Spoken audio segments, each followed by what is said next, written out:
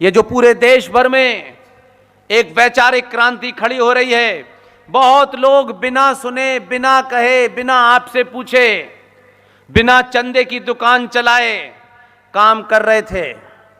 एक लड़का जिसके पिता ने बहुत बड़ा काम किया, क्योंकि हमारे यहां किसी भी काम को उसकी सफलता में, लूट में बड़े सारे हिंदू दलाल आ जाते हैं।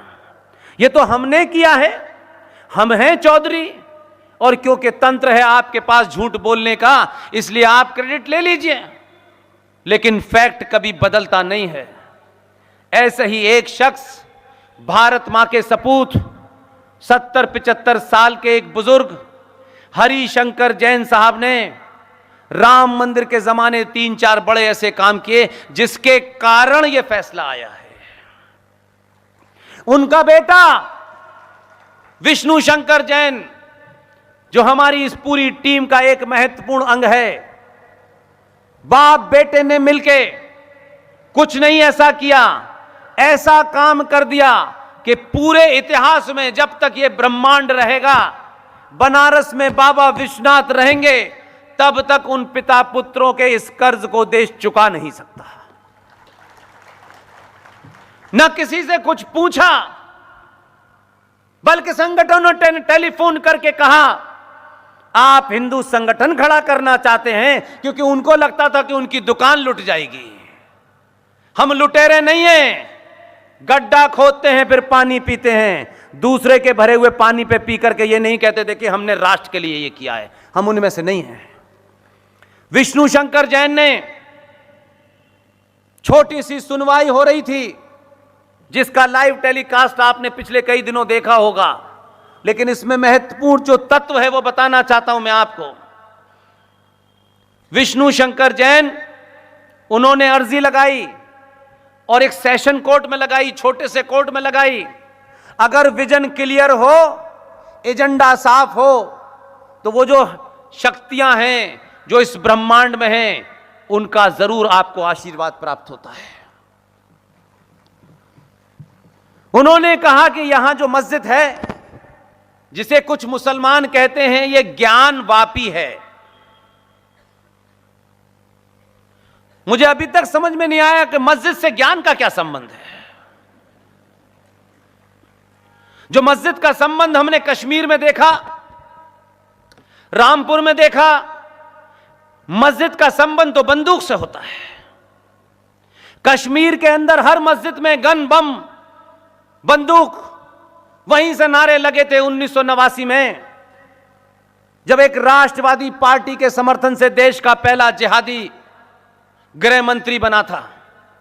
उसकी देखरेख में नरसंहार हुआ हिंदुओं का। बोले नहीं, हमें क्या फर्क पड़ता है। अब फर्क पड़ने लगा है कि हिंदू वोट देने से पहले पूछता है, फर्क पड़ेगा तभी देंगे, नहीं तो नहीं देंगे। आप सोचिए, उस लड़के ने सेशन कोर्ट में एक केस किया, केस आगे बढ़ा। अगर एजेंडा साफ हो, पढ़ाई ठीक ठाक हो और कोई मिलने की चाह ना हो, तो उसने जब ये अर्जी डाली तो उसने कहा कि हमें इस बार ये जो मस्जिद है ज्ञान वापी, यहां श्रृंगार गौरी की पूजा हो रही है, हमें इसका अधिकार मिलना चाहिए। कोर्ट ने अधिकार दे दिया। उसने कहा मां गौरी की तो पूजा हो रही है, लेकिन ये जो तथाकथित ज्ञान वापी है, हमें इसके अंदर देखना है क्या है। क्योंकि उसने कहीं पढ़ा था, अपने पत्ते नहीं खोले, और अर्जी देते वक्त कहा कि हमें अंदर जाने की एक बार इजाजत दी जाए। कोर्ट ने कहा आप अंदर चले जाइए। उन्होंने आदेश दे दिया कि ये जो ज्ञान व्यापी है, जहां बहुत से ज्ञानी ज्ञान लेने जाते हैं, छोटे भाई का कुर्ता, बड़े भाई का कुर्ता पजामा पहन के, उनसे कहा कि आप जाइए, चले जाइए भाई।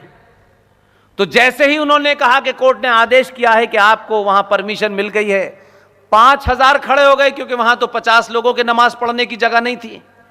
भीड़ से डराया और कहा कि बलवा हो जाएगा अगर किसी ने अंदर घुसने की कोशिश की। उस जज को सल्यूट करता हूं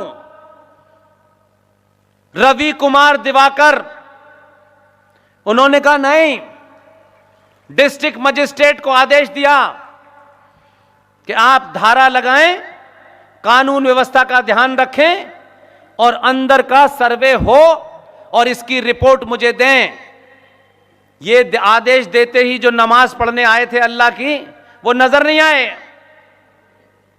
चारों तरफ सीआरपीएफ लगाई और अंदर के सर्वे का ऑर्डर किया। और जब अंदर सर्वे हो रहा था, उसकी वीडियोग्राफी हो रही थी, तो बहुत 20-25 लोग थे। कुछ संगठनों के पेट में दर्द था कि ये दुकान हमारे बगैर चल गई तो हमारा क्या होगा, क्यों हम तो दूसरों की दुकान पे मोहर लगाते हैं, हमारी तो कोई दुकान है नहीं। सिर्फ विष्णु शंकर को, इसलिए कहता हूं कि प्रकृति ने हमारी टीम के हर सदस्य को किसी कारण से चुना है, इसलिए हम अपनी मर्जी से नहीं बोल रहे, हम अपनी मर्जी से कहीं नहीं जा रहे। ऐसे ऐसे शहर गए, ऐसे ऐसे लोगों से मिले जो हमारे कंसेप्ट में ही नहीं था। कोई कारण है कि हम गली गली घूम रहे हैं। विष्णु के नाम के बीच में शंकर था, यह मुझे बाद में एहसास हुआ। जब वीडियोग्राफी हो रही थी तो कोई दीवार पे देख रहा, इतने मक्कार हैं ये हिंदुस्तान के मुसलमान। उस मंदिर में जिसे वो ज्ञान व्यापी कह रहे थे, वहां सतिया बना हुआ था, उसके ऊपर उर्दू का कैलेंडर टांग रखा था। छुपाने की औकात तो देखो, कुछ और मिला नहीं उन्हें। लेकिन विष्णु ही था उन 27 लोगों में, जिस विष्णु ने जैसे ही वजू खाने की तरफ देखा, उसने एक ही आवाज लगाई कि बाबा मिल गए। और बाबा मिल गए तो उसके बाद सब लोगों ने कहा क्या हुआ। तब उसने कहा कि ये जो वजू खाना है, जहां इस्लामिक जिहादी पिछले 700 साल से थूक रहे थे, पैर धो रहे थे, कुल्ला कर रहे थे, जब ये चोरी पकड़ गई तो बोले ये फव्वारा है। उन्होंने कहा फव्वारा हो या गुब्बारा हो, हवा तो तुम्हारी निकालनी पड़ेगी। और कोर्ट के आदेश के तहत उसकी वीडियोग्राफी हुई। पानी जब कम कराया तो जो शिवलिंग का शेप होता है वो वैसा ही पाया गया। और फिर झूठ बोला गया कि ये फव्वारा है। कमाल का फव्वारा था, जिसमें सिर्फ 20 सेंटीमीटर का छेद था। जिस जमाने औरंगजेब आया था तब फव्वारे नहीं थे, लेकिन वो फव्वारा रेगिस्तान से लेके आया था, क्योंकि वहां बहुत फव्वारे हैं। तो कहा गया कि साहब ये फव्वारे, उनका जो भी है, पानी कम कराया गया और तत्काल प्रभाव से। ये बात मैं सार्वजनिक मंचों से बार बार इसलिए कहता हूं कि जिन लोगों ने अपनी भूमिका सरकारी पद पे होने के बावजूद भी सरकार की ड्यूटी की और अपनी राष्ट्र के प्रति प्रतिबद्धता को जाहिर करते हुए भी अपना काम करके चले गए।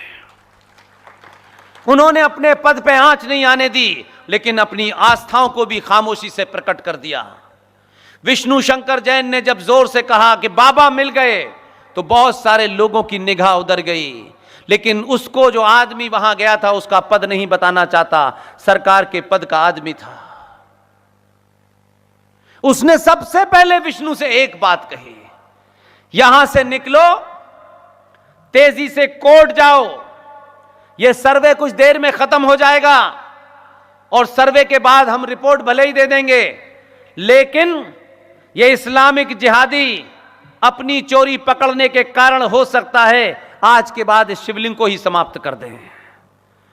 विष्णु शंकर 42 डिग्री टेम्परेचर में, उसके पिताजी कहीं एडमिट थे, उनको ऑक्सीजन की कमी हो गई थी, इस उम्र में थक जाते हैं। विष्णु उस जगह से भाग करके कोर्ट गया।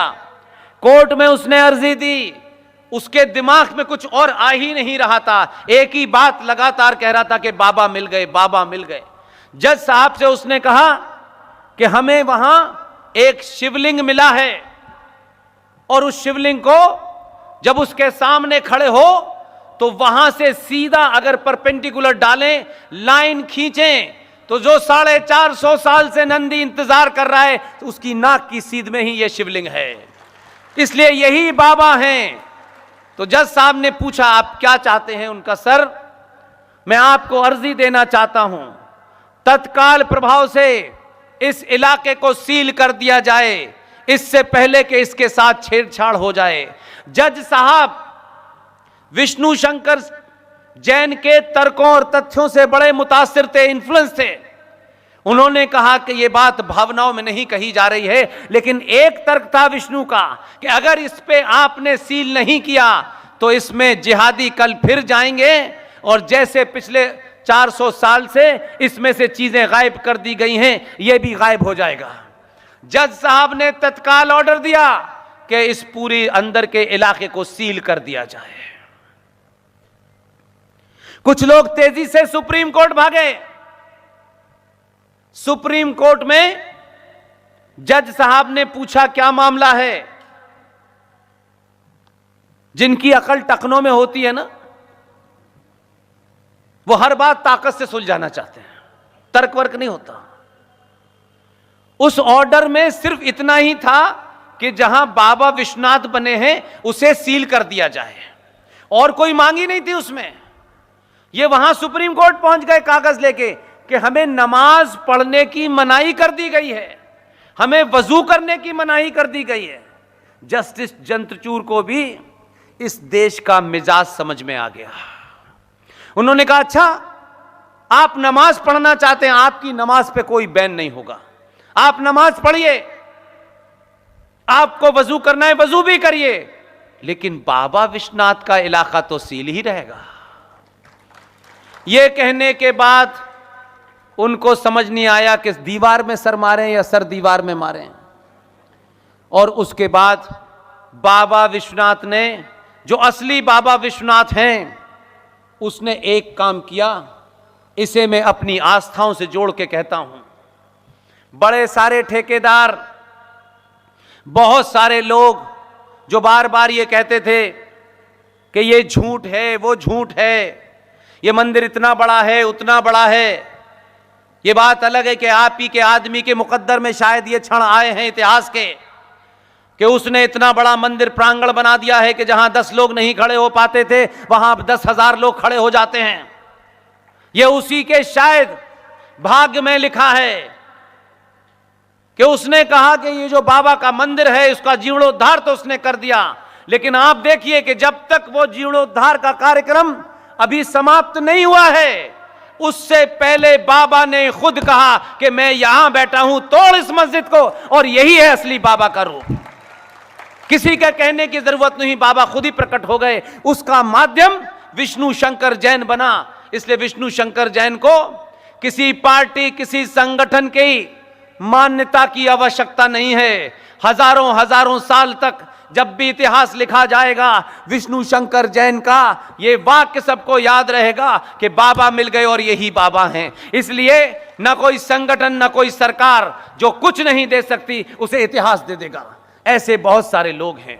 उन लोगों को सामूहिक तौर पे उनका नाम लीजिए, सामूहिक तौर पे उनकी तारीफ कीजिए, ताकि इस देश में 30,000 मंदिरों के ऊपर 1991 में कुछ लोगों की चाटुकारिता के चक्कर में, अपनी राजनीति चमकाने के चक्कर में, किसी एक मंदिर के चक्कर में आपने 30,000 मंदिरों के ऊपर समझौता किया और आप पार्लियामेंट पे चुप बैठे रहे। आपने दिखावे के लिए वॉकआउट किया और आपकी आस्थाओं के मंदिर के केंद्र थे 30,000 मंदिर।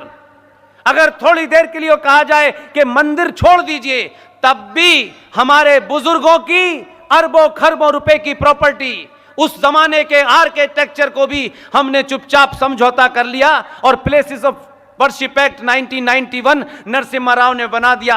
हम लड़े नहीं, चुप बैठे रहे, क्योंकि हमारी दुकान तो अयोध्या से चलनी थी। इसलिए अयोध्या को निकाल दो, बाकी दुकान हमारी नहीं चलनी, क्योंकि फिर हम देखेंगे। और आज कह रहे हैं कि हमें मंदिर नहीं ढूंढना चाहिए मस्जिद के नीचे। नहीं, मंदिर के नीचे भी ढूंढा जाएगा और कब्र के नीचे भी ढूंढा जाएगा।